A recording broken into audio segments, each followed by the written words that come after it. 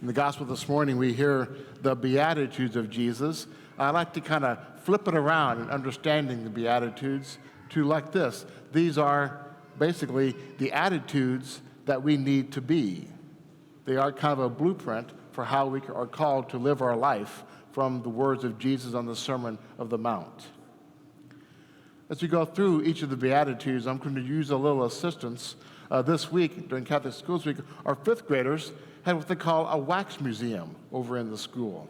What they did was they chose different characters throughout history, and they dressed up like those people, and then gave little stories on each of their accounts. So I'm using some of their ideas to explain the Beatitudes this morning. So first of all, were those who are poor in spirit, for those who are humble. I chose 3 of the Wax Museum displays this week: Mark Twain, Helen Keller, and our patroness, St. Therese of Lisieux. Mark Twain, because if you read any of his Huck Finn stories, you know they are very down to earth, very humble and to the earth. That's how he wrote. Helen Keller, because of her many disabilities and how strong she was, living in a poverty of spirit through her disabilities. And of course, our patroness, St. Therese of Lisieux, who by her little way encouraged us to work for the ways of heaven. As we go on, blessed are those who mourn, for they will be comforted. One of the persons they portrayed was President Abraham Lincoln. Certainly, he would have mourned the price he had to pay to bring freedom to those enslaved through the Civil War. But even more than that, what people may not know is that he also mourned the loss of 3 sons. His son Willie died at the age of 11 in 1862. His son Tad died at the age of 18 in 1871, and his son Eddie died in 1850, just before the age of 4. Blessed are those who mourn, they will be comforted. Blessed are those who are meek, they shall inherit the land. One of the figures was the story of Anne Frank, a young Jewish girl who lived in Germany during the Second World War. She wrote a diary about her experiences. In it she wrote, "I keep trying to find a way to become what I'd like to be and what I could be if only there were no other people in the world."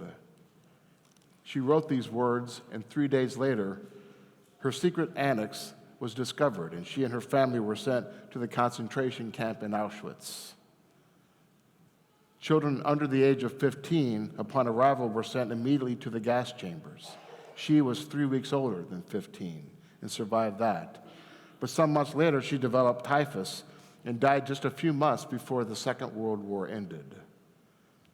Anne Frank, blessed are the meek, they shall inherit the land. Blessed are those who hunger and thirst for righteousness. For this I chose St. Oscar Romero as a good example of hunger and thirst. He was the 4th Archbishop of San Salvador, El Salvador. As Archbishop, Romero spoke out against the social injustice and the violent conflict between the military government and the insurgents that led to a civil war in El Salvador.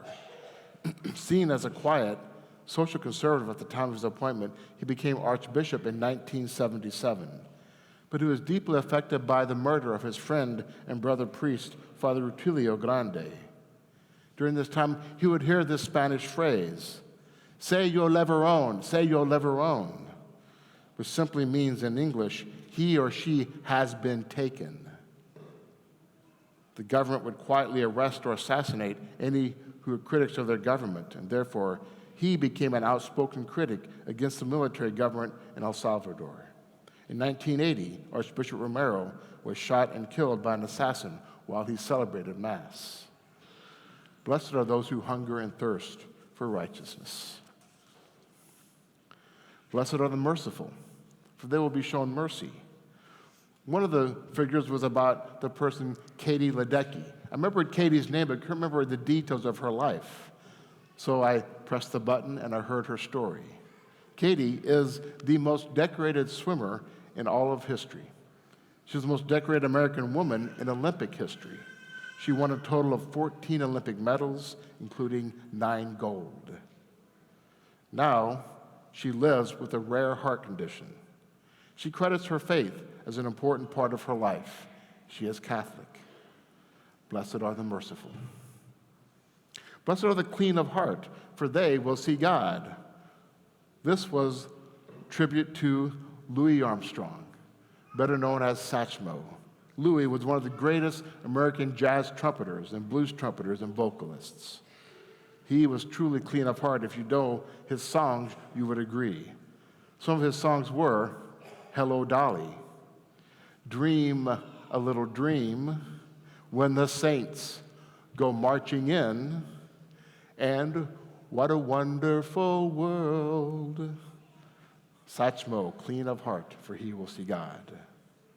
And blessed are the peacemakers, for they will be called children of God. One of the wax figures was President Roosevelt, Franklin Roosevelt. His proactive leadership during the Great Depression and during the Second World War were what he was known for. He was best known for his New Deal programs, which helped free the country from the ravages of the Great Depression. He implemented unprecedented federal relief, economic reforms, and social safety nets like Social Security to restore public faith and addressed dire poverty. He fostered a lasting political coalition. He was known for his fireside chats and his confident communication style, which helped the country through the Second World War and hopefully the last one. So the Kids' Wax Museum this past week was certainly a way to help my homily this weekend. But to know, we have just listened to one of the greatest sermons that we could hear, not my homily, but it is known as Jesus' Sermon on the Mount, where he gives us the Beatitudes. What makes it great is because when Jesus gave the Sermon on the Mount, he was preaching to the reality that was going on in front of him. The Jews listening that day were poor, they were grieving, they were meek and hungry for justice. Some were trying to be merciful to their enemies, struggling with God in the midst of persecution and attempting to make peace, while their families and friends were being accused and condemned. The Sermon on the Mount is a way for all of us to live each day. The Beatitudes are saying that you do not need to go past your own daily struggles to find the presence of God. Jesus tells us that if we are poor and compassionate, mournful and campaigning for a just society, and suffering because of it, and if we are gentle, innocent, a peacemaker or martyr, we are encountering in a special way the presence of God. So I think there's a better way to define the Beatitudes or to begin the Beatitudes. We can more easily understand them. To replace the words blessed are they to happy are they. So if we pray and we follow our faith, we can think of the Beatitudes in this way. Happy are the clean of heart, for they will see God.